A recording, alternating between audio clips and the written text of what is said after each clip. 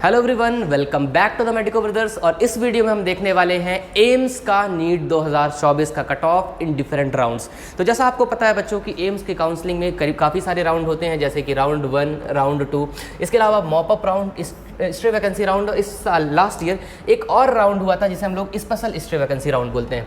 तो बच्चों इस वीडियो में हम लोग एम्स का AIR मतलब ऑल इंडिया रैंक और स्कोर लेकर आए हुए हैं। मैं आपको बताना चाहूँगा कि नीट 2025 का पेपर नीट 2024 से काफ़ी अलग था, इसलिए मेनली हमें यहाँ पर रैंक से मतलब होना चाहिए, क्योंकि जो स्कोर है वो इस साल काफ़ी हद तक वेरी करने वाला है।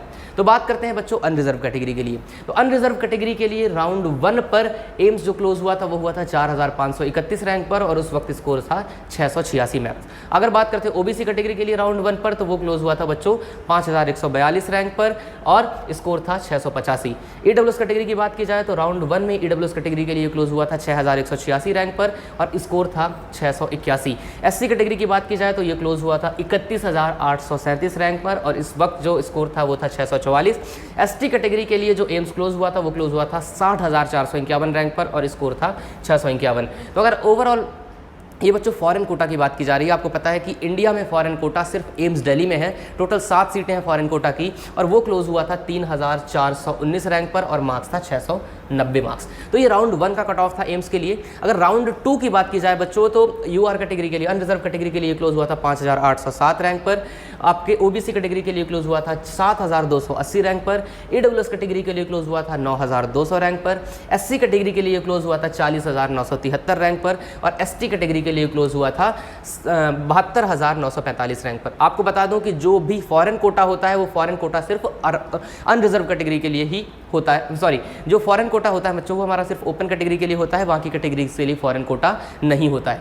आगे चलते हैं बच्चों, साथ साथ स्कोर भी आप देख सकते हो। बात करते हैं मॉपअप राउंड की, तो अनरिजर्व कैटेगरी के लिए मॉपअप राउंड पर एम्स क्लोज हुआ था 8765 रैंक पर।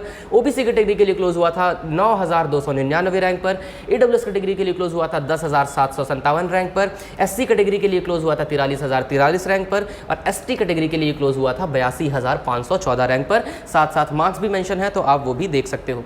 आगे चलते हैं और बात करते हैं स्ट्रे वैकेंसी राउंड की। तो स्ट्रे वैकेंसी राउंड पे बच्चों अनरिजर्व कैटेगरी के लिए एम्स क्लोज हुआ था 18,812 रैंक पर। ओबीसी कैटेगरी के लिए क्लोज हुआ था 19,454 रैंक पर। एससी कैटेगरी के लिए क्लोज हुआ था 22,472 रैंक पर।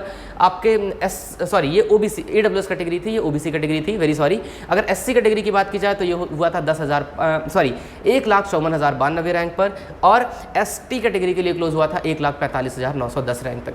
आगे चलते हैं तो एम्स के लिए बच्चों पिछले साल एक स्पेशल स्ट्रे वैकेंसी राउंड भी करवाया गया था, जिसमें अनरिजर्व कैटेगरी के लिए तो कोई सीट नहीं बची थी, लेकिन ओबीसी कैटेगरी के लिए क्लोज हुआ था 25,037 रैंक पर। ईडब्ल्यूएस कैटेगरी के लिए क्लोज हुआ था 28,752 रैंक पर। एससी कैटेगरी के लिए क्लोज हुआ था 1,38,065 रैंक पर और एसटी कैटेगरी के लिए क्लोज हुआ था 1,68,349 रैंक पर। तो बच्चों इस वीडियो में हम लोगों ने मार्क्स और रैंक देखी, जिस मार्क्स और रैंक पर एम्स नीट 2024 में क्लोज हुआ था। इस रैंक से आप बिल्कुल अंदाजा लगा सकते हो कि आपको इस साल एम्स मिलने वाला है या नहीं। इसके अलावा बच्चों इसी तरह के हम लोग बहुत से इंपॉर्टेंट कंटेंट आपके लिए लेके आने वाले हैं। इसके लिए पहले हम लोगों ने एम्स में नंबर ऑफ सीट मैट्रिक्स या फिर एम्स में राउंड वाइज अलग अलग एम्स का कट ऑफ कैसा था वो भी हम लोगों ने लास्ट वीडियो में अपलोड किया है, तो आप वो वीडियोस भी देख सकते हो। So this is all about the video. इसी तरह के इंपॉर्टेंट काउंसलिंग कंटेंट के लिए बने रहिए मेडिको ब्रदर्स के साथ। Thank you.